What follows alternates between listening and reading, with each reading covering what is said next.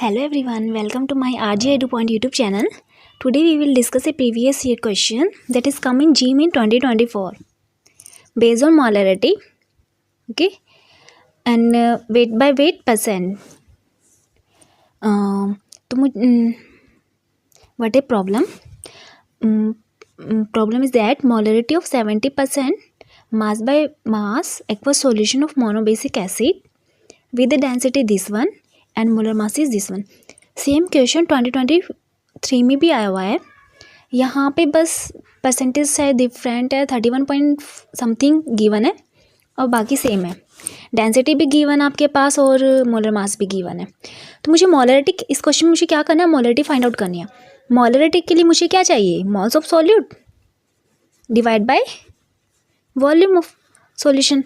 ठीक है, तो अब मुझे moles of solute find out करने हैं. मोल्स ऑफ सॉल्यूट के लिए मुझे क्या करना पड़े, मोल्स कैसे फाइंड आउट करेंगे. Moles that is equal to क्या होता है, weight divide by molar weight. Molar weight, ठीक है.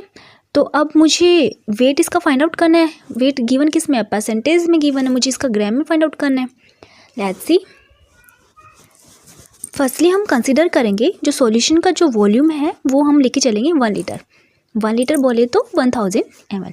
ठीक है, तो यहाँ से हम मास निकालेंगे, सॉल्यूशन का मास कितना आता है. Density given, density that is equal to क्या होता है, मास बाय वॉल्यूम. अब मेरे को मास निकालना है, वॉल्यूम गिवन है, डेंसिटी गिवन है, दोनों की मल्टीप्लाई कर देंगे.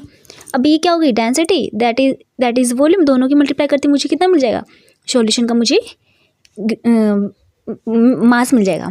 ठीक है, अब मुझे निकालना कितना है, 70% सॉल्यूट का निकालना है. सॉल्यूशन का मुझे मास मिले क्या ऐसा, उसमें से मुझे 70% फाइंड आउट करना है.